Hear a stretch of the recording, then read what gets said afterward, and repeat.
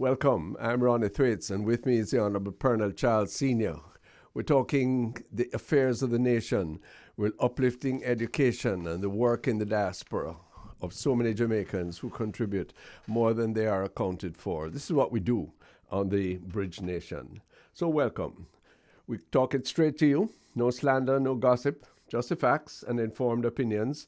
And this morning, on the early rise, Mr. Charles, we had a quite an interchange regarding gun culture. Yes.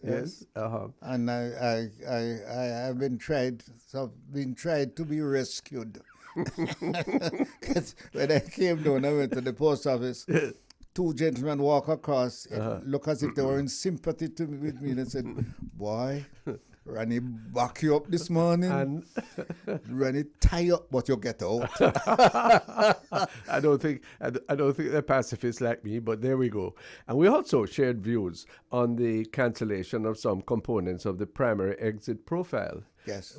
Where we agreed we need to look very carefully at quality in our education system as we try scrambling back from the perils of coronavirus. With the objective that the future Yes. means you have to be educated. People in the diaspora, I think, are likely to be more prone to that. Yes, and I tell you why. Why?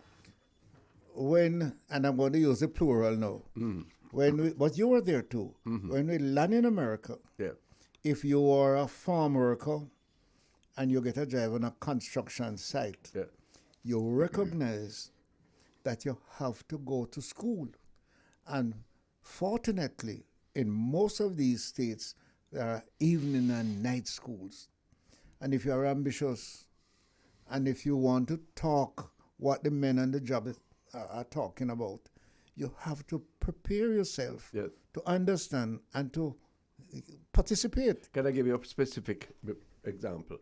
Many people listening to us will have gone to the United States without a high school diploma. Right. Gone on the construction site or the farm that you speak of, but been told very clearly that if you want to get ahead, you need a high school diploma. And they offer a high school diploma after hours to cater to those who are working people. Right. Alternate high school diploma. Yes. Guess what happened? GRE. Guess what happened to many Jamaicans? Right. They are now doctors, doctorates, masters. Start there. They were injected with the education fever. Right. And they get hotter and hotter and hotter. They never came back out of school until they get a profession. So, Chief, why we can't do that? We can. Well, Leadership and inspiration. If, for example, we say, listen, for you to better yourself, you have to be able to read and write. Running in 2007, I became Minister of Labour and Social Security. Yeah. And there was a message from Canada that they need welders. Yes, sir. And I'm going to carry the picture to show you. Yeah. So I boastfully announced that I will be recruiting welders to send to Canada. Yeah. And I'm prepared to register them on Tuesday morning. Right. So when I went down to office, I couldn't get in the office. No. So I said, what is this? I said, these are people who you have invited here. Me? Yeah. I said, all right, let's make a count. 14, I cannot forget, 1,437. Have mercy. People. I'm going to show you the picture. I'm going to carry it and show you.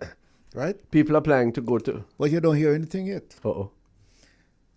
I said, prepare 1,500 forms and send down. Let everybody fill out a form. Ronnie, 320 were able to do it. Oh, no. The rest are good welders. 1,100. But they can't read. No. I said, how is this possible? Yeah. I happened to run into two who the boss told me they're fantastic welders. Yeah. But guess what? They carry a stick and they told it is 3 feet. Yeah. So they use that stick to measure. Yeah. And when they finish, they call somebody to measure for them. Yeah. And you could know that they can't read. No. You understand? No, they couldn't function in another society. They'd have to go to school. What a pity. You understand? Yes. But then you see, that's a perfect example. And therefore, we're going to bring in the Ministry of Education people shortly for Educate Jamaica feature. And we're discussing today with them friction, violence in school. Yes. But friction and violence in school has its roots and also has its consequences, because many of those who are so involved or fearsome even drop out of school and form the cohort of 1100 that you had to face. That's right. Look at that. Years ago. I've had similar experiences I can tell you about. No. So why don't we set as a national objective? Even if we have to go back to 1974 and Jamal. Even if we have to go further back. Yes, sir. Right now, the future spells big headline. Yeah. If you are not educated, you are not going to be in this lane. Okay. So what about a straight policy that says, look here, we have a school place for you.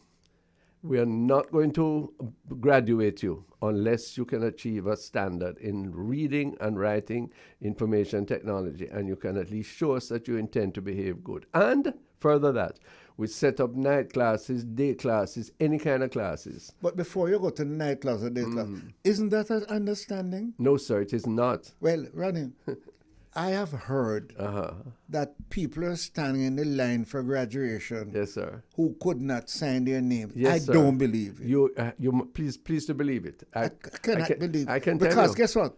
When I was at school, and this is like 1940s, many men would laugh after you at the end of the year because guess what? Teachers say you have to repeat. Yes, sir. You have to repeat because you're not bright enough to go to the next class. Okay, but your 1100 out of the 1400 that couldn't fill out the form. Right. Yes, despite their skills. Right. Yes. Maybe they didn't even go to school. Well, maybe not. And many of them, unfortunately, did go to school and spent at public and at private expense 12 years in school and come out still unable. And what the gentleman is saying to me, they are very skilled. Still, sure. But they cannot measure the work that they have done. They cannot calculate it. No. And they cannot sign their name for a passport. So let's be. But you know that there was a time when the farm worker just have to make an X to collect his money. Yeah. That doesn't work anymore. No. If you can't sign your name, you can't get a passport. You can't get it. No, and it's becoming more and more difficult to do anything constructive in life without that. So before we get the signal for the break for Educate Jamaica, let's suggest something. Why don't we say that the clear objective in Jamaica for educational attainment is that before you leave, don't let's argue about sixth form, as we've been doing recently. Yes. Let us prepare for sixth form by making sure that after 12 years in education, grade 11 plus 2, grade 13, you have of kindergarten, you have these competencies. And we bend our efforts, make our investments, set that as a standard, yes? And the same way that you take overseas exams or anything, before you get the graduation gown and the certificate, you must read this passage and you must write that paragraph. Yes. Or the teacher is going to, you have to face an examination. You do. And you're going to get an ABRF. Right, sir. But I recall that Edward Siaga, addressing us, said, if your child reads 6 years old and can't read, you're in trouble. Well, I said, 6, sir? Yeah. I have some at 11 who can't read. And said, that is why we are preparing that children should start school at 3. Yes. And before. And he's right. Okay, along with other things. No, but Mr. Charles, why is it that having such inspired statements, such agreement, we still fall short? I don't think we have inspired all of the leaders, and leaders know not the politician, but in the home, father and mother. Remember I told you about the woman in St. Thomas? You did. Who can't read, and she makes sure she sit down with her battle lamp. Yes, sir. And her 2 children are not only readers, are professionals. Yes. And when she say read, and them read, she can't tell them when they make a mistake, although she can't read. Yes. She said that the word no sound right. Say it again. Yes. because she has the oral tradition. Exactly. But the facts are so why we don't? Education. That's our recommendation on Public Eye today. Yes. You can't leave school until you can read and write good enough. You can handle yourself with information technology because that's essential now. Yes. And you must show signs that you have reasonable behavior, respect for yourself and respect for other people. Well, let us start with the Ministry of Education. Yeah. And the Ministry of Education, they'll go on to the teachers. Mm-hmm. You employ teachers and you employ leadership in the teaching profession who is going to see to it that the children who come to school not going back out unless they are able to read and write. Yes? So we have a problem. Yes. Well, we're going to canvass more of this and some of the aspects of our education system in the Educate Jamaica feature coming up shortly. Mr. Richard Troupe is the Director of School Safety and Security, and the Honourable Pearnel Charles is with me today. Mr. Troupe. Good afternoon, sir. Honorable Pearnel Charles. Good to be back again. Yes, good afternoon. Back with you. On the program. Thank you. Good. And when Mrs. Webb Parker joins us, we'll be happy to welcome her too. Richard Troupe, the newspapers and the community dialogue has noted. Even the Prime Minister was quoted as noting that since the return to face-to-face learning, it appears that our children are not settled yet, and that has resulted in many altercations, fights, incidents of violence. Tell us the scope that from your perch you are seeing. How serious is it? Is it more than normal? And what do you think is its origin? Okay, so again, good afternoon to you and your listeners. Thank you. Reverend Thwaites, there are 5 videos that were in circulation of students from 5 different schools involving 5 different incidents of physical altercation. Our investigation from the Safety and Security in Schools unit would have recognized that 3 of those 5 videos that were in circulation were actually dated. These were incidents that occurred from 2018. So what kind of mischief would allow a person who I would not put it down to mischief, Reverend Thwaites. You know, there's a tendency what a kind man that if a particular matter is being circulated in the video, yes, others might make reference to other videos that they would have seen in the past. What that does do is trigger the kind of anxiety in the system, as we're now seeing, the perception that these are 5 current videos, and it is speaking to the unsettled nature of our children as they return to in-person classes. It is really doing the children who are involved in the videos and the schools themselves a disservice, because the 3 dated videos, 2018, would have reflected situations occurred then. The schools would have done significant work to address what would have been featured in the video. And now it is surfacing again, and it is giving the impression as if these are new and current situations, and it's really kind of demotivating. Well, I'm so glad that you're setting that record straight. Mrs. Webb Parker, hello, good afternoon. Good afternoon, sir. Thanks very much. Thanks very much for joining us. Mr. Charles is with me too. Mrs. Stephney Webb Parker is the Senior Education Officer for Guidance and Counselling. Mrs. Webb Parker, I'm looking at the CNN tracker in our studios as we speak, and it is noting that some poll in the United States says that 42% of their respondents say that that emotional development of children has got worse since has declined since the COVID epidemic. What is our experience? Are we picking up in your guidance and counseling cohort? Are you picking up similar situation? Yes, to an extent, we're picking up similar situations. Mm-hmm. While we don't have the exact figures, so to speak, we are seeing where students have returned to school, and there's the exhibit of heightened emotions. Mm-hmm. Many of them were in spaces prior to now where they were not necessarily safe. They weren't in a space where structured guidance, love, care, and support was being delivered. So having returned to school, we're seeing some issues, and our guidance counselors have been so empowered to make sure that psychosocial sessions become part of the routine. School leaders have been encouraged to literally timetable these activities so that they get done in our school spaces.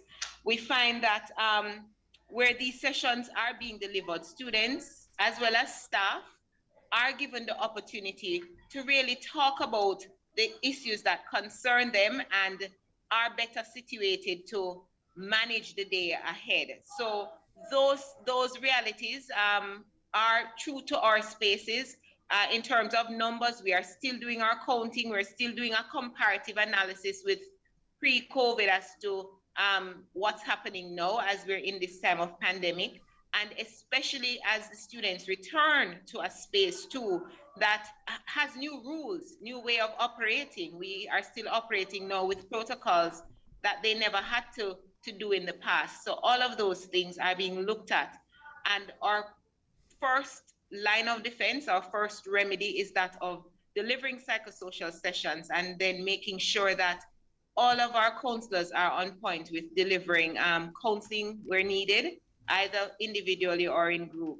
But we're making every effort to respond to the needs based on what we know and following international trends. Yeah. We are being proactive as possible by putting in measures in place. But then, Mrs. Webb Parker, Mr. Troupe, what I'm going to put to my partner, Mr. Charles, is that what both of you are indicating is how crucial it is for children to actually be in school. Well, Ronnie, let me add. Let me add. Provides that space for our children that gives them a sense of order. Yes. School provide that space that give our children a sense that they're loved and cared for, and it gives them the opportunity to carry on their occupation as a student, that which is to learn and to grow and to want to create a future for themselves. So school is a very, very critical space. Mr. Charles, what you say? I'm speaking from personal experience. Yes. There are parents of another generation who have produced this generation of children who are dying for school to open so that the teacher can take the picnic and help them. You follow me? Yes, in other words, a lot of them cannot assist the children. There are parents who discover that since their child was not in a group of playing and laughing and singing and doing, that child has been set back. Yeah. So are pushed to get them together, get them in school. Right? And I think I hinted to you that a teacher told me that two of our teachers have decided to share from 6 to 7 or 6 to 8 of children in the lower grades who are able to read, but have been out of school a year and a half or so, and this have just fallen back. Cannot read. And I am praising these teachers. Of course. I'm going to do more. I hope you will. But hear me now, Mr. Troupe, Mrs. Webb Parker. We still don't have everybody in school. Even at the best of times, we're probably 20% out of absenteeism. Is it time for us to really use the provisions of the Education Act, you think, declare truancy zones? Dr. Mavis Gilmore did it years ago when she was minister, Mr. Charles. Yes. And really add our insistence that our insistence and our assistance that every child, particularly at this sensitive time, come back to school. What do you think, sir and ma'am? Can I begin, sir? I'll allow Mr. Troupe to speak to that because we do have an initiative as you are raising that. Praise the Lord. Lord. Go ahead, Mr. Troupe. Go ahead. So, Reverend Thwaites, for me, there are 3 S words that I think parents and our general society would have a greater appreciation of for school and the regular school pre-COVID days. 1, the schools provide structure. Yes. School provides supervision. Yes. School provides support. Outside of teaching and learning. Right. Those are 3 S words that I think parents have a greater appreciation for now that they have been experiencing and living through this pandemic. And the in-person classes, the resumption of face-to-face school is providing that structure, supervision, and support. Now, pre-COVID, we would, as a system, we have been struggling with truants and truancy. And our yard-to-yard Find a Child initiative is designed to do just that. Excellent. We have to account for all of our nation's children, school-age children who are not now engaged in school. Our minister, Honorable Favour Williams, would have announced this yard-to-yard Find a Child initiative as a 3-month project. Technically, we are supposed to be ending in March. Some schools are still trying to find the social workers and youth workers that they would have been approved to engage. And so we will go beyond March. We will give those schools the opportunity to have these persons providing the support for their school-based team to ensure that we're not just staying at the school and making the phone calls to try to find or locate and re-engage our boys, but we're going yard to yard. And preliminary data is suggesting that we are making the inroads. We just need to continue with this effort, and we have to ensure that the wider society is also supporting us in this initiative. It is our responsibility, not just Ministry of Education and Youth, but our collective responsibility to ensure that every single child is returned to school, is getting the support, is getting the structure, and is getting the supervision to do well. And that is what Yard to Yard is committed to do, and that is what actually Reverend Thwaites and Honorable Charles, that is what we are doing with Yard to Yard. But and our partnership. Let me ask you, Mr. Troupe, isn't it illegal for our parents to have a child at home? Isn't there a law which says the child must be sent to school? If there is a... there is a place, there is a legal responsibility. There is legislation that requires that. Our Child Care and Protection Act clearly speaks to that. Every child have a right to an education.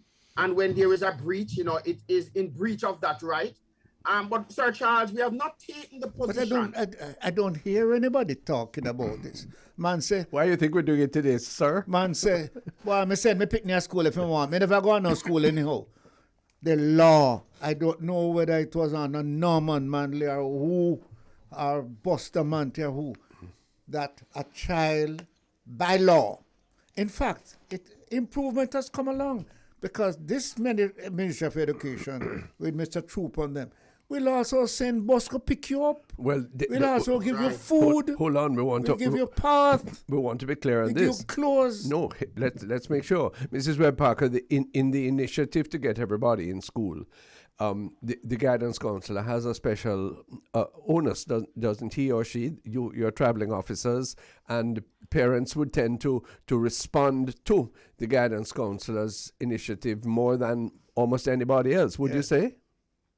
Yes, and the counselors continue to work. In fact, the counselors have a big responsibility for home visits. Sure. And throughout this pandemic, that has continued. And through their efforts, in all fairness, we've seen a number of our students returning to schools. As I'm listening to the laws that we do have laws about having our children educated and having our students being in our school spaces. What's not happening is the ways in which we empower people sufficiently so that they understand that this right, this privilege to send their children to school is about a better future. So we need to have, while we have laws, and I'm going to say the laws are not necessarily as sharp as we want them, we really need to have that continued conversations around parents and across all medias that says school is the place for a child, because in fact, that's where the child is going to get the support. That's where the child is going to get the structure. That's where the child is going to get that opportunity to advance as a social being so that they can give back to society, especially when so many of our parents have other obligations just to make ends meet. So this business of having children in school is not just a conversation we need to have with our parents. Yes. And as our guidance counselors go out to do their home visits, part of why they go into community is to remind the community that there are people from the school, there's an arm of the school that really wants the children back in school and will come seeking, but the partnership needs to be strengthened. Everybody in a community who knows that children are not going to school need to be saying something, need to be doing something to encourage children to go to school. When I was growing up, I had several people, Yes. old men and women, people that seemed supposedly idle, who would encourage me to go to school, Look at who that. would celebrate the fact that I'm going to school. Yes. I'm seeing less of that, and our society is so-called more grown and more advanced. Yes. No. Yes. So I'm really raising a call for everybody to get back to Most the place appropriate. where we actually agree that education is important. Yes. And while we go find them through our guidance counselors and through the RTR Child Find Initiative, everybody in a community who sees children really need to be encouraging them to be at school and support that. I want to disturb you because I am uncomfortable Yes. with the lady who said, boy, I never had no food for get the picnic this morning. Not even, me had the mint tea, but no sugar for put in it. And no banana there around there. And no corn there for do that. I can understand that. But the district constable and the doctor and the parson and the district person, the JP, no, say Miss Bertha picnic now go to school. And the Ministry of Education say, see to that child go to the headmaster. That headmaster will make sure that the child get either path. Well, wait, no. We no, pay. The principal does not have the capacity to put a child on path, which is a mistake. But we've been fighting for this one. We have been We here. have, you know. We've been And in this program. Yeah, sure, we have. We have been saying the principal must have that authority. The politician, because I know that I have been advised by people in my own constituency was there that some of the people who put them on part drive picnic come to school. True. And some who not on part. The principal is the one who's likely to know. And the principal has been advised. Yes. So PATH should have as an integrated part of its program advice from the principal, and the teachers around should be advising the principal how many children sleeping in school because they never have no food. Sure. Follow me? Or coming chronically late. Ronnie, you can't say how many picnic come to school barefoot. Yeah. No. Because some of we never have no shoes. Yes. But you can walk barefoot and go to school because you get a brain head. Sure. Mr. Troupe, the incidents of fractiousness and violence, and these are manifestations of really poor behavior. They're limited. You've told us some valuable information that the reports are not as widespread or scandalous as they have been made out to be. But what are there guidelines for parents, for school personnel that your unit gives? Absolutely. And so Reverend Thwaites, again, I'm pointing to the 5 reference videos. Sure. In 2 of those videos, I would have seen something that we would have been encouraging our schools to do. I want to disturb you. If it's the boy at the gas station who came between those 2 fighters and hug up one and cut down the fight, and is that the one you're talking, sir? No. Not even that one. I'm speaking to the one directly at the school. But again, that one we want to celebrate because we want to celebrate colleagues, that. it is very important. What the message we would have been saying to that school. Message was we have to use data to inform intervention. Okay. So we have to study when we're having fights, where we're having fights. Fights are generally taking place in the unstructured times in school during the lunch break. When children transition from classroom to classroom at the high school level, we have to make sure during the lunch break, for example, after school and before school, enough adults are roaming the campus, not in an ad hoc way, in a very structured, strategic way to ensure that there is visibility so that when these occurrences occur, we are able to intervene as a matter of urgency to de-escalate these matters. Yeah. Current videos have been demonstrating that our schools have been this responsive because we're seeing adults, I don't know if they're teachers, but we're seeing adults intervening in a matter of minutes and de-escalating, separating those who have been in conflict. We're also seeing another thing that we would have been encouraging in our schools to do. Yes, we understand sometimes the gravity of the fight would require a suspension, and that might be required according to the school handbook. But we're also seeing, Reverend Thwaites and Honorable Charles, that our schools are also relying on other types of strategies. So, for example, in an incident that we're monitoring now, the school would have invited the restorative justice program. Yeah. So that it's not just a suspension, but the persons who were involved in the conflict, they need to be brought to a process where they understand the choices that they would have made. They would have looked at alternative action that they could have pursued. They would have taken ownership of where they would have gone wrong. They would have understood how they would have not only hurt the victim, but also they have a responsibility to repair the harm that was done to the victim, but also how do they restore the school community. And those are the kind of actions that we would have been encouraging schools to do. There's one more thing that I think is important that schools would have been doing, but I'm using this space to again remind our school that whenever there is a critical incident, a fight, anything that that affects the normal running, functioning of school administrators have a responsibility that within 4 hours of the incident, they need to generate a report. They need to share that critical incident report with the regional office and with our safety and security in schools unit, so that one, we are not reactive, but we are guided by the information that is being provided in real time. We are able to be proactive in our response because we have to be tracking patterns of behavior. We need to be using this to inform evidence-based interventions. And so the schools have been responding, but we want a little bit more urgency with that response. I follow 4 hours after a critical incident. Good. Make the report using the critical incident report form so that the region is aware, central ministry is aware, and we are not responding to video that might come to us and sometimes they come to us not by persons who are malicious in their intent, but they have a genuine concern about the state of our nation's children. I'd like to say one more thing to Reverend Charles. Truth be told, the entire society has to be sensitized about the power of social media and videos. Because it is not just our children who would be capturing these physical altercations. And truth be told, back then when we were children, we never had cell phone.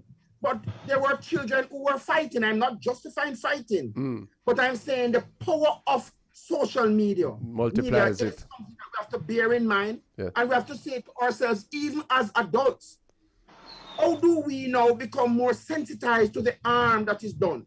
I mean, there's an accident on the road, and instead of somebody, an adult, responding in the way traditionally we would have responded as loving and caring Jamaicans. We are now videotaping this and sharing it, and sometimes the family members of those who would have been hurt. That is the first time they are seeing it. But they are seeing dismembered bodies. And that is not fair. No, arms house mentality. But I want to ask Mrs. Webb Parker, you know, one of the things that I have noticed when I've seen any of these videos, Mrs. Webb Parker, is that the children around sometimes are egging on the protagonists, egging on the violence. What can we do? What can we do? We love excitement, you know, Mr. Charles. Yes, we do. What we need to do? Can we get them before they come into the school and spend the time enough to tell them the culture of the school and teach them to understand that the correct response is to de-escalate rather than to aggravate? What do you think, Mrs. Reverend Thwaites, you're so very right. And when we get our students into school, there is a commitment now, and I want to say wholeheartedly across all our schools, there is a commitment to teach social skills just as we teach behaviors. Yes, miss. I think we're beyond the thought that says they should know better. So every educator in our school system has to hold on to that notion that we really have to be deliberate about teaching the social skills that we want to see, just as we teach for the academics. The education system has what is now in place, a framework called a school-wide positive behavior intervention and support framework that asks every school to look at what are some core values, what are the issues, what are the values that you want every single stakeholder in your school to exemplify. And so those are your core values. And moving from there, how do you incorporate these core values into expectations? So let's say you say respect is a core value at this school. Yes. How does respect become the expectation when I'm in the classroom, when I'm at the bus stop, when I'm at the restroom, when I'm at the canteen? What does that look like? And to really teach people, and I'm saying people because it's not just for the students, it's for everybody in that school space, every stakeholder. What does that concept of respect looks like? And it looks like this at the bathroom. It looks like this when I'm at the canteen. It looks like this when I'm in the class. It looks like this during transition time. So when we get to teaching that sort of routine and that becomes the expectation of the day, you are going to begin to see less conflict. You are going to be seeing a more supportive school space. How far are we with that? We're not there yet. But the schools that are committed to the SWPBIS framework, you are seeing a far reduction in terms of conflicts. And you're also seeing that in those spaces where those expectations are clear, routines are taught every day, the information is posted around the school. If you visit some of the schools, they have mural public spaces with the expectations and the core values. And it translates into our students being rewarded when they do well, and it also translates into them being sanctioned when there is a violation or deviation. Rani, can I tell you something? Yeah. And I think it also gives us a sense to have data to speak to what is working and what's not working. But you don't so as a school system, we are better informed and we're really raising up the next generation that can really serve as leaders. Another thing I want to also say as educators and as the system moves along, we have to be very conscious that we have to fix the environment so that those who come in will fit in. I was privileged to be at a school yesterday, and I haven't been at the school in a little while, but from the entrance onto the compound, there was a big transformation. The use of our little water fountain, a rock garden, plants, made a difference in terms of the tone. Yes, the children are coming in from a very rough urban space, but when they got onto the compound, that roughness translated now into a sense of calm. Good. So we have a responsibility to fix the environment. And the children must have a role in helping to fix the environment, shouldn't Absolutely, and to maintain it. Yes. So when we spend the infrastructure to put in these fancy things, green spaces and gardens, we have to teach children as part of the expectation their role in maintaining Didn't you have to do that, Mr. Charles, when you went to primary school? Yes, but hold the word. So every school, Sir Charles and Sir Thwaites, need to ensure now that we have spaces where our children can go when the frustration levels are high. And I'm talking about a simple bench, a quiet little garden. Some schools are putting in gazebos.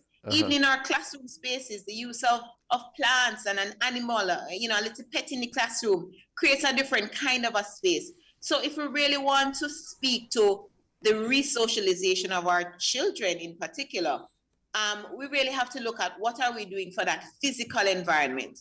What are we doing in terms of the ethos of our school? When a child comes onto a campus in the morning, what are they hearing? Are they hearing soothing music, gospel music?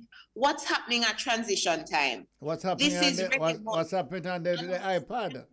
What's happening on their tablet? Yes, you're right. What they're carrying back from their home on their tablet to show the other children. And you hear them laughing in the corner, you know that it is something. But Ronnie, I was going to say, 75 years ago, I was in school. And we used to get up when a little fight going to take place. And two of us stand up and one said, Sefe. Or one said, touch a button. So if you touch a button, the little fight start. The crowd is there, But we never have no knife or stick one another. Or broke out one another eye, right? But it has been there. And then the teacher would say, "Wanna fight? all right, the rabbits are here, and we have to go pick 2 bundles of feeding for the rabbits. Yeah. Or Thursday, you have a special task. The girls have to do some washing up because they're fat. So, in other words, we have moved from that level. Yeah. But the principle was always to make the child a better person. Because if somebody pass your fighting and tell your parents, say you run a cotton tree, man sit down on wall, and you talk about touch a button, and you touch a boy button first, and fight start, that's how your lip get bust, you're in trouble. Yes. So all of that has been developed into a new form, and as I said to the teacher, the lady speaking now, things have moved to a level where children are not playing that sort of thing anymore. Yeah, but we have to, I want to close by really appreciating the work that is being done by the guidance counselors. And I know you need double the amount, Mrs. Webb Parker. Every school. Oh, Lord, we need the double. Yes. But we are coping. We're using what we have. Let me ask, the difference. do the guidance counselors interact with your department, Mr. Troupe? Do you have a partnership? Yes. The deans of discipline in our high schools, we have about 130 deans of discipline in our system. And I remember the deans of discipline would have been brought to the system to treat with behavior management issues. And it cannot be suspensions and expulsion that is going to curb behavior. So these are highly trained persons. Many of them are trained social workers, guidance counselors too, but their focus is on behavior. We can't manage behavior without treating with psychosocial issues. So there is a clear partnership between our deans of discipline and our guidance counselors. We have to work hand in hand as we try to ensure that our boys and girls are maximizing the educational opportunities available to them, the socialization opportunity, the enabling environment for them to be properly groomed, to be responsible men and women of tomorrow. It requires a team approach. And so our guidance counselors are critical to our work. Well, you see, that we have to close. Don't allow the guidance counselor or the 2 executives to take over the class. Remember, that's how prefect and thing come in. Yes. In other words, students. In every class, you select student leadership. Leadership. Good point. And those children. And I'm sure both of them agree with that. Those children are easier to communicate with the 2 boy who is fighting than the man who coming from Kingston as a counselor. Sure. Listen, this is a very novel and strange section of public eye, I know it's zero, because it never can finish. There's always more to talk about. Much respect for the work that the guidance counselors under the leadership of Mrs. Stephney Webb Parker are doing, and to you, Mr. Troupe, perhaps the most critical and difficult aspect of the education system. Can you be one quick thing? Of course, sir. I'm going to say to these two, officers, please, for God's sake, remember that there are men who are fathers of children. Yes. Not just women who come into parent teachers meeting. Sure. Make sure. Bring the fathers into the picture. Make sure that the parent teachers meeting is an area for educating the parents as well. How to teach their children. I'm sure I'm hearing an hallelujah from both of you. Absolutely. Hallelujah indeed. Thank you so much for Educate Jamaica today, Mr. Richard Troupe, head of the Security Division of the Ministry of Education, the Safety and Security in Schools Unit, and Mrs. Stephney Webb Parker, the Senior Education Officer for Guidance Counselling. This has been Educate Jamaica on the Public Eye on the Bridge 99 FM. Pearnel Charles, that interview we had for Educate Jamaica with those 2 people, the importance of getting every child back to school, the point you made that some can't find the resources, surely that has to be the priority. It's a crime fighting priority. It is a developmental priority. It is a productivity priority. It's a moral imperative. Yes. It controls the whole future. The whole future. Because if we don't find that, the gap that it is going to create. Yeah.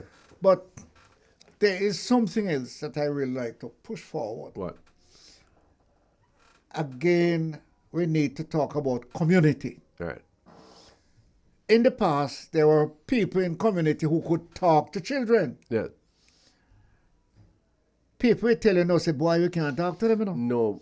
Because the parents going to come cuss us, So we have travel them picnic a road. Yeah. Right? Okay, so. Parents can go into school to curse teachers. Yeah, but if you start young, Ah. if you start at the 3-year-old that Mr. Siaga was interested in and many others, if you start there and if you train up the child and give what Mr. Troupe said, the structure and the support, yes? No, if you do that... Mama said, train up the child in the way they must go. And they will not depart. Never depart. Yes. Now, if that is where the emphasis has to go, because if you do that and get them ready for it, the habits are ingrained. The habits of what to eat, the habits of how to respect, the habits of respect, of regarding community, all of these things. This is where the emphasis must go. That should be part of the national security budget, you know. The big national security budget. Should be.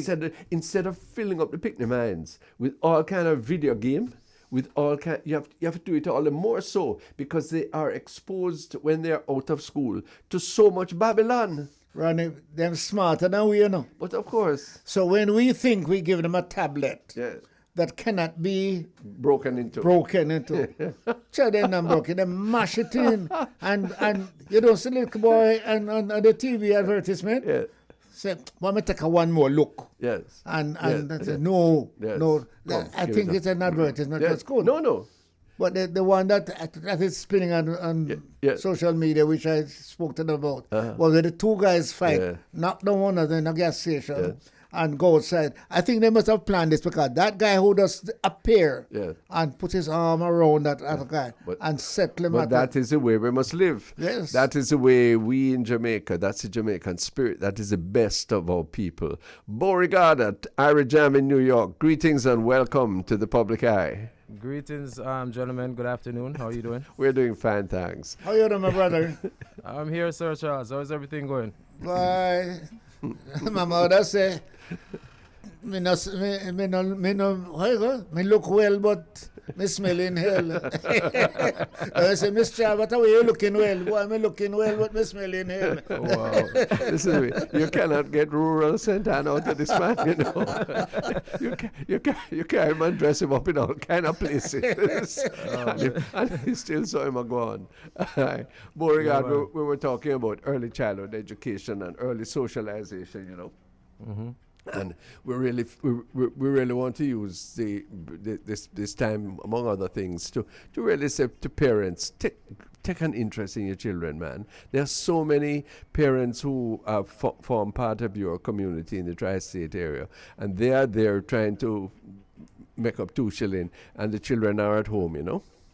And it's very hard, but the linkage that is now possible through WhatsApp and telephone and all the other measures, we really have to emphasize that, not just to buy them things, but to teach them values. How you see that? I absolutely agree with you. You know, I do commend the parents here in the diaspora who, really truly stick to parenting their children and trying to raise them in the way that they know how, the Caribbean way that they know how, the Jamaican way in which we were brought up. So I commend those parents. But like you said, there are a lot of things, a lot of loopholes, a lot of pitfalls and distractions, all over the place where, the kids, they do get distracted at times, and, we have to really and truly hold on to them and make sure that they don't fall by the wayside. Yeah. And it's what Pearnel Charles was saying at the end of that interview was this partnership between home and school, and particularly between the father and whoever is in charge at the school is not just a nice thing, it is an absolute necessity. Yes, it is. It truly is a necessity.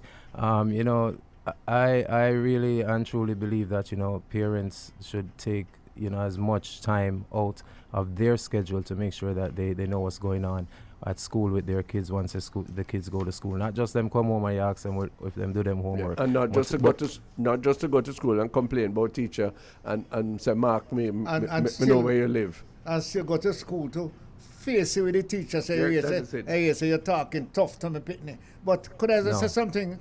Sure. Our generation, who is in New York, Canada, and Britain in particular, can perform a big duty in that letter you're writing to them and send that to money. Yes. Trust me. Yes. When you say, listen, I send something for you. It's not easy, you know. Uh-huh. But you have to set the children to make it easier for them. And when I send something for you, make sure that the boy gets something so that I don't hear say him gone to prison. Mm-hmm. And you can help educate them from abroad because you are part of them. Some of the people who are in America, I know in fact, and I'm going to use the wrong word, but in the right place, run off a contract and become citizens. Yeah. And they have passed through great fire to be where they are. Yeah. And some of us at home who they are helping, right, take it like easy, boy, man, the America in the sense. It is not easy. Them get up before daylight and then go to school in the nights. And they do all kind of things to be able to do what they're doing now for you and I. Yes. Respect it. But help educate them from there. Yes. Because they learn and say, boy, you know, your uncle sent from abroad and say, you can't come to America, you know, but yes, you have to have education now, you know. Well, this is it, which is why we are emphasizing education so uniformly on this program, both in respect of our link with Irie Jam and as well as our link with the Jamaican people. And so we welcome Mrs. Delta Wright. Hello, Mrs. Wright. Is she there? Yes, I'm here. Hi, welcome. We're so proud of you already.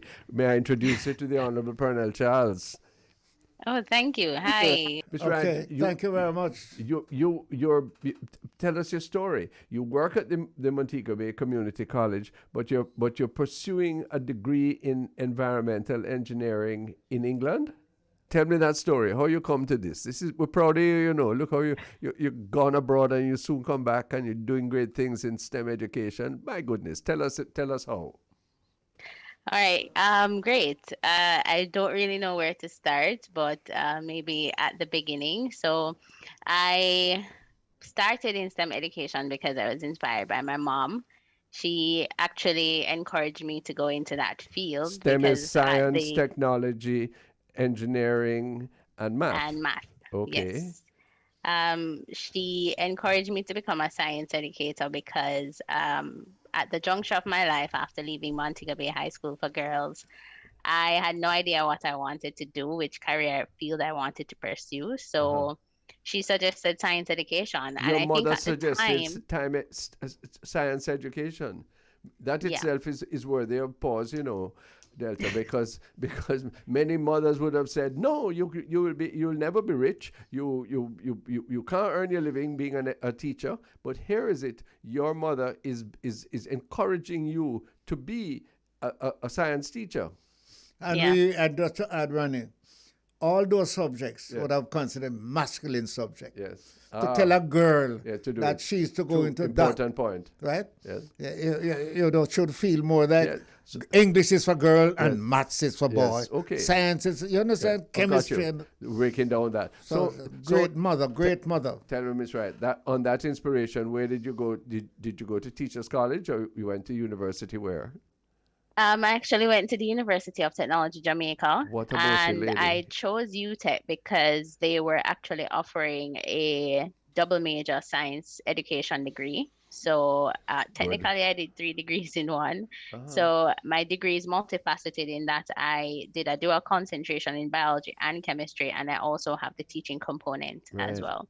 Excellent. And I think from an education perspective, you would know that going to Teachers College or doing an education degree in and of itself is something that's very robust, much less to add both biology and chemistry to that.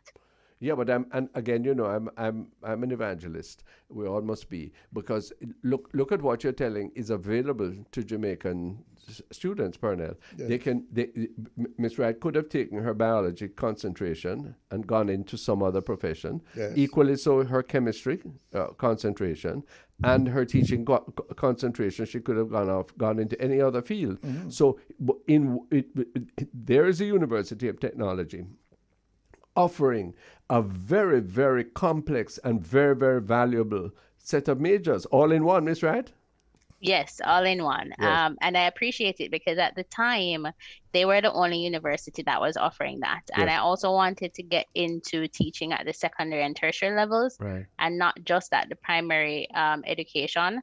So that's also one of the reasons why I didn't choose to go to a teachers college like Sam Right. Sharp Sure. or Michael. Well, no, this is good. And I want to say to our diaspora listeners, to Beau-regard's audience in the tri-state area in Irie Jam, yes, what it cost you to get that degree is what you paid in total for your whole course there is what it would cost one term in North America. Yeah. Yes. So Jamaica offers quality and value in tertiary education. That's important for us to say.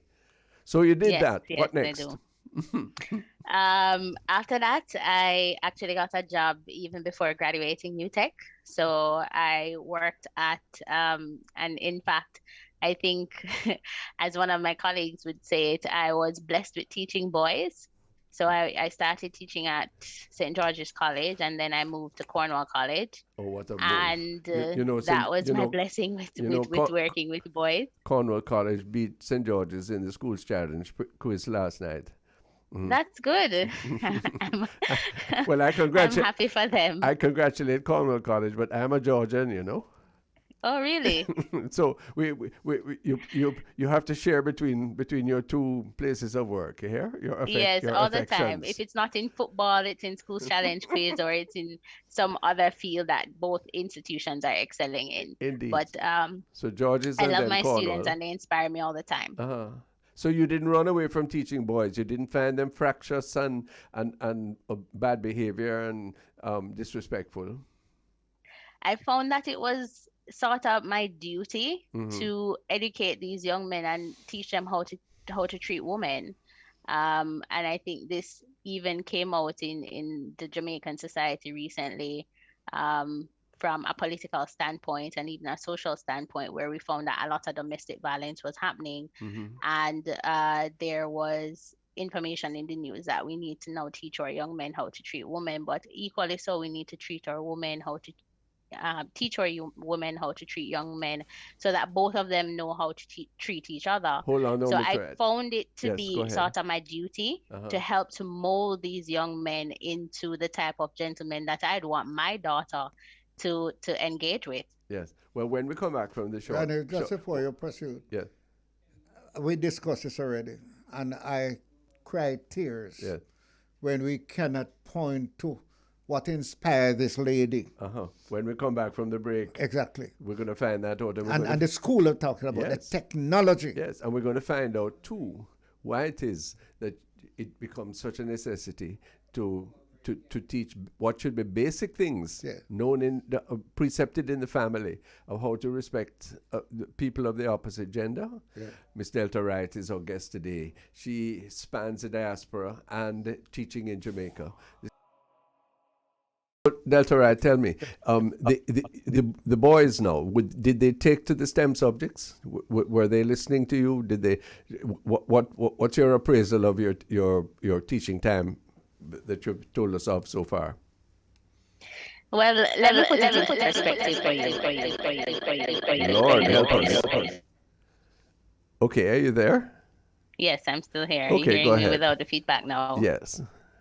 Okay, great. Don't touch anything. anything. Let me put it into perspective for you. While I was at St. George's College, I was the president of the Association of Science Teachers of Jamaica Eastern Region. And in doing that, I was able to revamp and revitalize a science quiz competition, which almost all the primary and secondary schools within Kingston participated in. Really? And while I was at Cornwall College, a group of my science students actually won the Petroleum of Corporation of Jamaica Schools energy program. Wow. We actually did two things. We were able to develop models of solar cookers that could be used to reduce coal use and deforestation in rural communities. And we also got prize money from PCJ to install censored lights at the institution to increase our energy efficiency. And these two projects were separate and apart from each other. I was there to encourage and motivate the students, but it was really their drive that also inspired me to help them to achieve their goals. So I think they took to it. And one of the things that I try to do, as you can relate, science, technology, engineering, and math, not a lot of people gravitate to it because it's difficult, it's something hard to do. But I try to make it as applicable to their lives as possible and applicable to the environment so that they can see how it is that they can solve the problems that are happening right now in society and in the environment. Well, look at that, Pearnel. Many people in Jamaica have a math phobia. Yes. I'm one of them. Yes. But if you make the mathematics and the science applicable, as Ms. Wright is saying, to people's day-to-day life and to the environment, what I understand you to be saying is that makes it easier for them to comprehend and creates a love of the disciplines. Is that right? And that is right. Oh, I Lord. often also have a discussion with some colleagues of mine about math in particular. Yeah. And they say that a truck driver, somebody who is driving a trailer, Yeah. every single day they're doing trigonometry because they have to turn at certain angles. And seriously, so it's making it really applicable to your life, and you laugh about it. But when you really think about it, these are the applications that we need to show our children. And which boy don't want to drive a truck?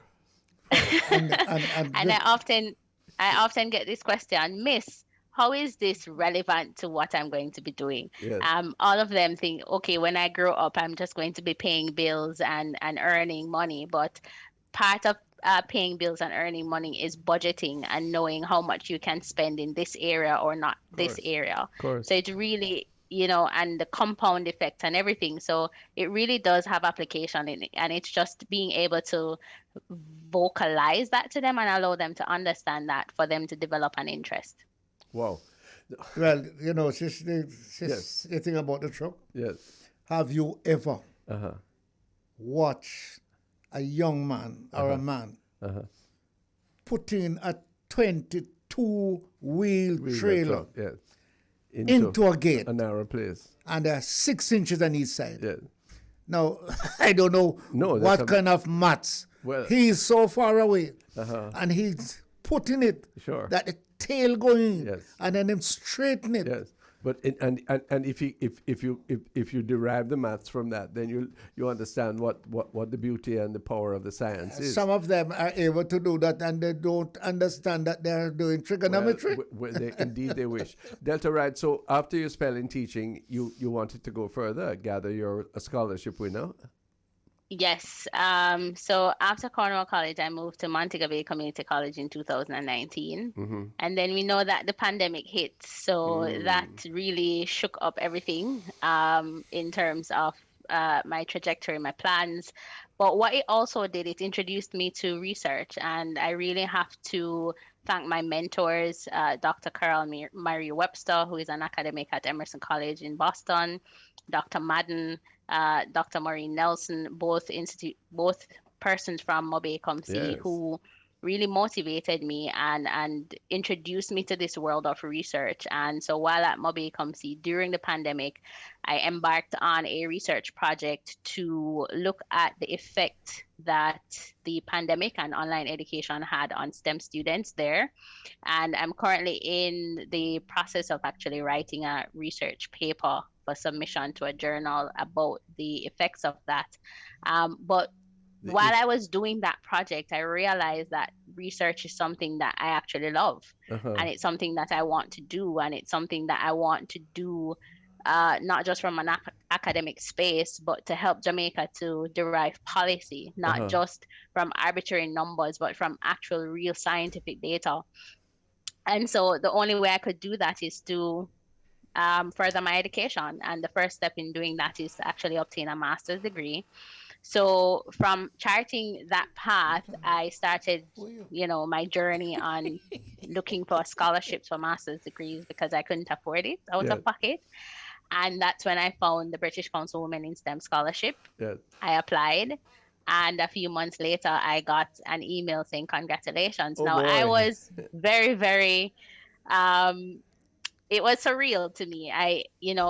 Sometimes you're working for something and you get so many no's that when you finally get a yes, it seems so weird Out of and this like, world. did you really do this? Uh-huh. And so I actually waited a month before telling my mom about it, because I wanted to make sure that this was actually happening. Uh-huh. But listen, Well, Ronnie would prevent me from saying this if he knew what was going to be saying. what? She's beautiful. She is. I'm watching her on the screen. Well, why would I prevent you? How could anybody say no to her? Listen, But your choice of subjects. yes, and you have to be careful of these old-time sweet boys, you know. No. But I'm saying your choice of subjects Yes, and the choice of the college you went is an example Sure. of that you were talking about, Ronnie, that we should have more of that. emphasis on science Yes. and where science is taught, Yes. so that more of our children could go in that line. Sure, but she tells more than that, a bigger story too. That if that were not enough, what she's saying is that look, I in teaching these subjects, I am able to help socialize students who might otherwise miss that entire example. And my only question mark is listening to you is that you've fallen in love with research now, and that's very commendable, but it's going to take you outside of the classroom, isn't it? No, not necessarily. So I do intend to come back to Jamaica, and in coming back to Jamaica, Montego Bay Community College is trying to develop a research culture, and I would love to work with Dr. Madden to actually develop a research clinic where we can, encourage not only staff members there, but other persons who are interested in research to do the type of research that they want. Yes. So that's a big undertaking. It requires, getting funding, and also collaborating with other industry partners. I'd love to have an industry link with the Scientific Research Council and also the Ministry of Science, Energy, and technology. Mining, I believe it is. Technology. Yeah. Right. So all of those institutions do have a part to play. And another love that I have is the environment, which is also one of the reasons why I'm doing the master's that I'm doing. And since being here, my knowledge has naturally increased, and everything that I learn, I'm thinking about how it is that I can apply it to the Jamaican context. Wow. And so there's so many. Are you getting many women? How are you able to get more of our young women who are brilliant in maths? Yeah, but I think this is the example that just hearing her should be an inspiration to many who are saying, hey, can I follow this?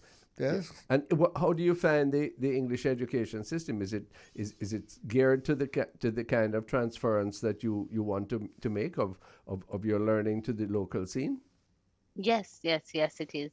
Not everything is applicable to Jamaican context, but that is where investigation and research comes into play to see what can work and what can't work, and feasibility studies. And there are a lot of people. I think there are a lot of people like me, because my friends are like me, who really want to contribute to the development of Jamaica, and we just want the opportunity to do that.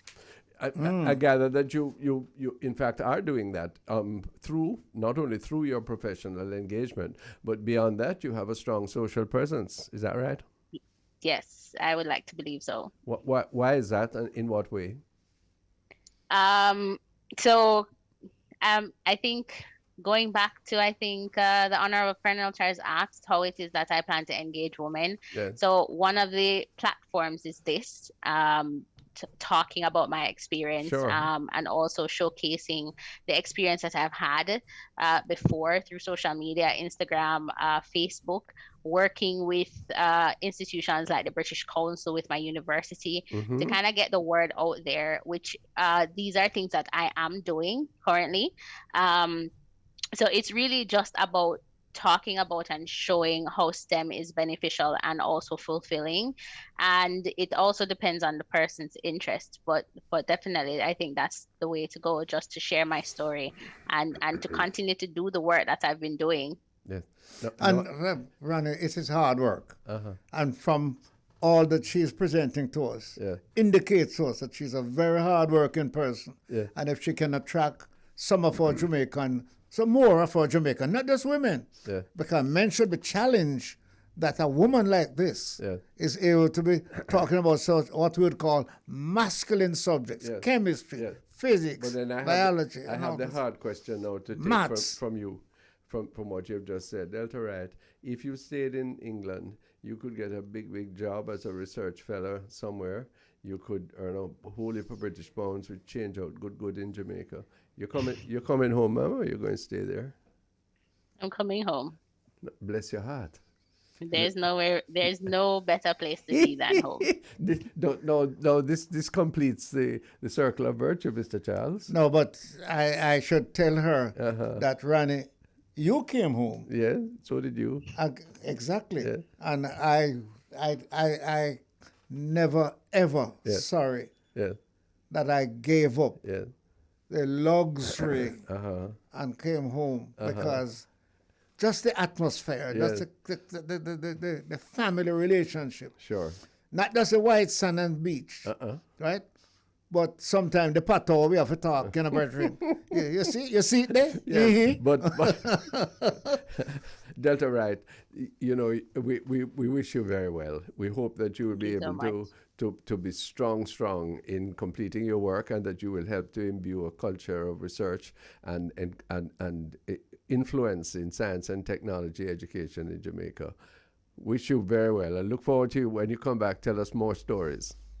I hope I will. Yeah. Thank you for having me. And good luck, and share that spirit with many of us. Yes. Many of the young ladies and young men in this country. That's what we do on the bridge. Delta Wright, Jamaican scholar in the United Kingdom, graduate of the University of Technology, connected with the Montego Bay Community College, benefiting and extending herself in science education. And Beau-regard, she's coming back to Jamaica. Sounds good. Really sounds good. But listen to this like a point. Yeah. I went into a bank last week, and I saw an atmosphere and evidence of discipline. People were lined up, no quarreling, no jumping and pushing. In a bank? In a bank. Yeah. And it's the same thing in the restaurant. You go downtown, you see people line up, you wonder what they do. They're going in to buy. And so out of this pandemic. So what does that say to you? Well, it's a new form of education. Okay. Right? You mean having to observe the protocols? And then I said to somebody, I said, listen, one of the highest employment is in security. Mm-hmm. Right? Yes. And what does that say to you? People respect the fact that they can't. I walk into a place, I forgot my mask in the car, and the guy said, "Can't come in, Mr. Charles. You have to go back for your mask." Yeah. What do I ask him? Who you think you are? Yes, I run back for my your mask. Yes. Right? And push out your hand. Yes. I'm only wondering why they're only spraying your right hand. Yes. They expect it to do it. But the point is this, that we're learning something out of this. We are. It's not, And that's very good. That's what we should. Beau-regard, there are a number of people listening on Irie Jam who have made the educational progress in the United States and elsewhere, and they have decided to stay there. And there are yet others who are thoughtful about coming back. Do you meet people who fall into these various categories? Those who may long to come back but never make the move, those who feel that they can't come back because things not right here or they can do better there.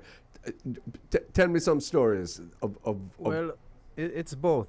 You have people who would want to go back to Jamaica, but there are a lot of reasons and things holding them back. Some people come here and they start their families, and they try to raise their families here, and over the years they just get settle in and decide not to move back home.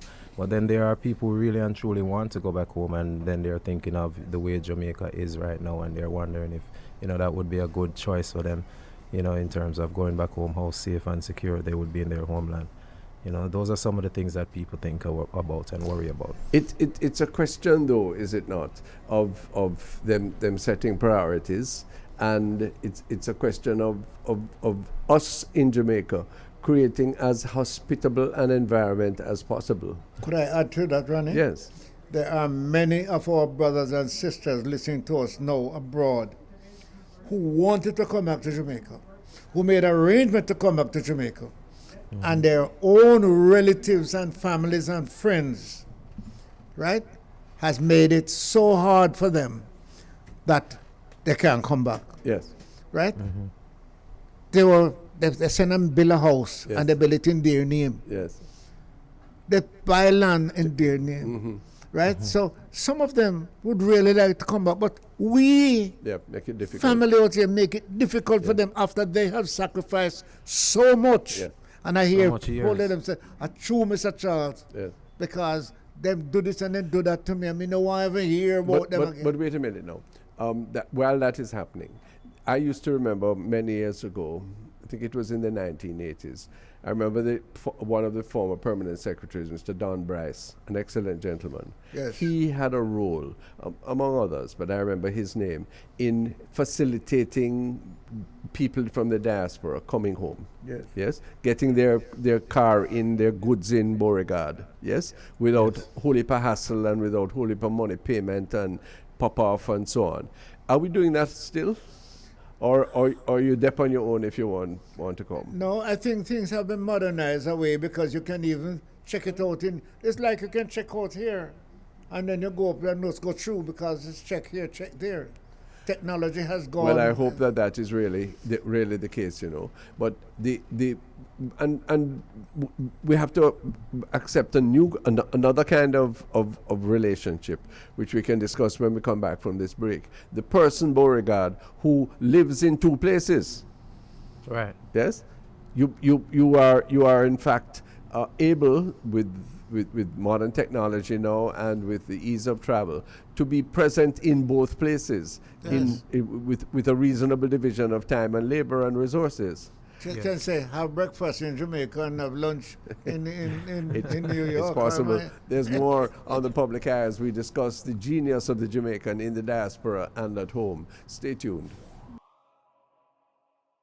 Thanks for being with us on the public eye, the Honorable Pearnel Charles and myself, talking Jamaican things to people in the diaspora, linking with the Irie Jam in New York and Beau-regard, our host there. It's time for a caller. Good afternoon, caller. Have you got us? Love to hear from you, Local number is 876-676-4996.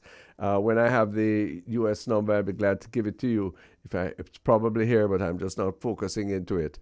Yeah, man, the links, people to feel comfortable moving between here and there is very important for us. And that is why there need to be an amendment. Yeah. You didn't carry that resolution to Parliament. I brought it to Parliament, but I didn't get a chance to carry it. No, you didn't carry a resolution to say you can be a citizen. Yes, I did. I mean, citizens of America and Jamaica? Yes, sir. Not under my leadership. Yes, sir. Hush, never mind. It still can go. Caller, good afternoon. Good afternoon, Sir Ronald. Hi, sir. How are you? Very well. Good afternoon, Chief Charles. How are you doing? Beauregard. Very well, thank you. How are you, gentlemen? We're fine, man. Both of us are here laughing at each other or with each other. Which one do you think? Sharing the joy with each other. Yes, ma'am. Let me sincerely commend you, Ronnie and Chief Charles, for a very interesting program last week, as per usual, especially with that discussion with Senior PNP member Philip Paulwell. Yes. Always pragmatic in thinking and always outspoken. But quite respectfully, I disagree with Mr. Paulwell when he came out publicly stating that he supports the states of public emergency, while the PNP president and leadership of the party are opposed to SOEs being used as a crime-fighting tool, and also took the decision cumulatively to vote against an extension of the states of public emergency. I would like to focus this afternoon briefly on this very pertinent issue. The high cost of living expenses are getting out of control to the extent whereby more and more persons have to be purchasing less and less well-needed consumer items on a weekly basis and on a monthly basis. I must be blunt as usual and state that since the JP-led administration came into office, the cost of living expenses have been steadily increasing, pushing more and more persons towards the poverty line, because the economic and fiscal policies that have been utilized and continue to be utilized do not benefit the ordinary Jamaican citizen and those below the poverty line, but monumentally benefit the private sector and persons highly connected to the government. Broadly speaking, though, the government's policies do not facilitate, encourage, or allow persons to start businesses, does not facilitate the expansion of the agricultural sector, and does not encourage persons to start businesses, and this has stifled the economic base of the country. And I have been listening a few weeks to the discussion between eminent gentlemen and other guests pertaining to the high prices concerning chicken parts. It is my view that the government should consider reducing the taxes that are placed on the importation of chicken parts and contemporaneously subsidize the poultry feed that poultry farmers have to purchase here in Jamaica. Oh. The taxes that are placed on containers that have consumer food products that are being imported. Yeah. The cost have exponentially increased, gentlemen, from approximately $3,000 per container. I'm hearing figures up to $12,500 per container. And I have heard Mr. Paulwell making this very important and germane point last week, to which I concur with. The government really, Ronnie and Sir Charles, should consider reducing some of the taxes on the petrol. Why is it that the hedge tax is still on petrol? Yeah.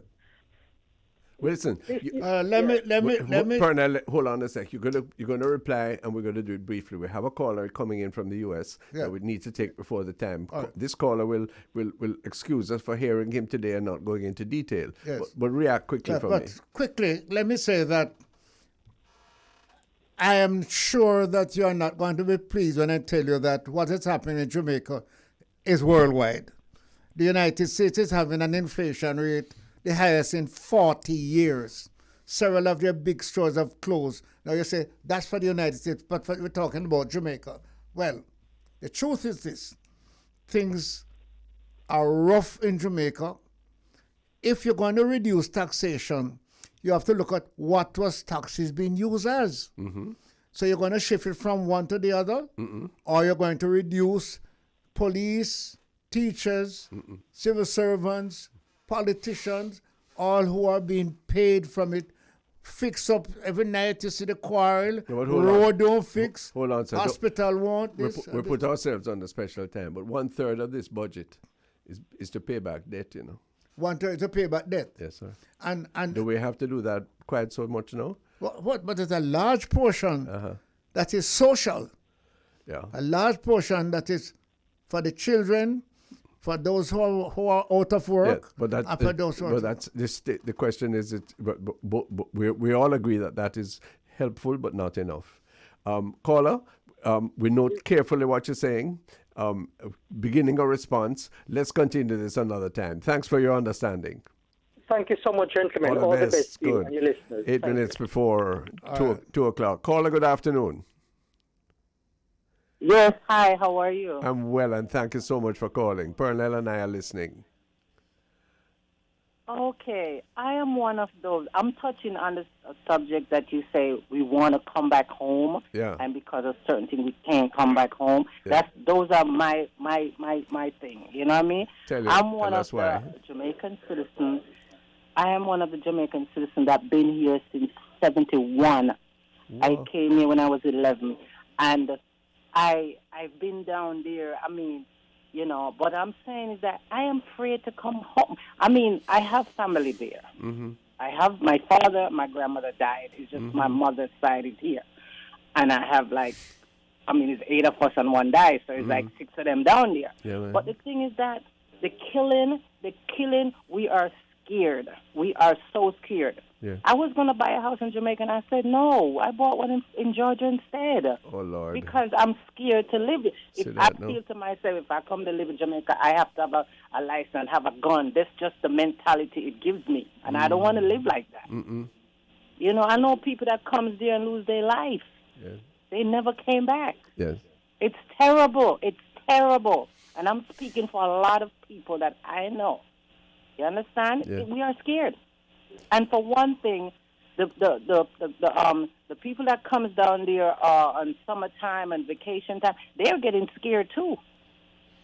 You see, these people is making Jamaica lose money because of these gunmen killing us when we come down there. You know how much people would like to buy a house in Jamaica? Let me tell you something. Jamaica is a beautiful island, okay? I used to go back there in Easter time and bring my children. You understand? So when I come there, I will come there, but I will be going to tourists. I am not going to family house and all of that. That's done with. I don't do that no more. And they're running the tourists away. We are going to lose out with these gunmen. We are losing. We're not gaining anything. They are gaining. We losing. You know, I'm going to let Pearnel respond to you, but I'm going to tell you something. I can't tell you that your sentiments are wrong. I can sympathize with you, and I'm embarrassed by the truth of what you're saying. But I have to tell you also that while the levels of killing and violence are extreme, there are large numbers of us who are living a good life and a relatively peaceful life here. Sure. Don't give up on us. Sure. You just got to know where to live. Well, as I say, Ronnie, but even when you live, but hello. Even, but if you come from New York, I don't know where you're calling from. New York is a dangerous place, you know. Don't? But you know something? Yeah. I have been here and I don't have problems here. Yes, because I've been here for 51 years. We have to wrap up and get in the signal. And I don't have problems. Where I live, I lived there for 30 years. Well, there you are. I'm glad for you. Glad for you. Let me say, let Pearnel respond to you. Let me say quickly to you, ma'am. What you have said there is a disincentive for all Jamaicans who would like to come here. Because it seems as if they look at them and pressure them. But the rest of us were there. Many of us were there and have been living that sort of life. But we have decided that this is our rock. We're not going to allow 2 gunmen to push us into no sea. 2 gunmen. Right? We are going to come and fight and survive.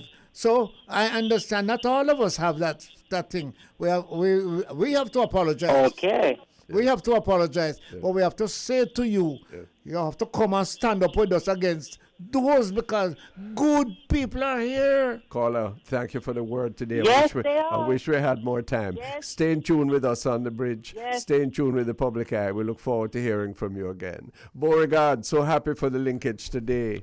Always. Keep the faith with us, and looking forward to next week on the public eye. All right, looking forward to that too. You gentlemen, take care of yourselves. Chief Charles, I'm coming to look for you. Randy's holding me down here, but I'm coming to look for you. And I just want to say a good hello to all my families in New York and my families in London. Yes. Right? You see, Jamaica is an international experience, you know. Yes. And that's it for the public eye on the bridge. Take care. Till next time.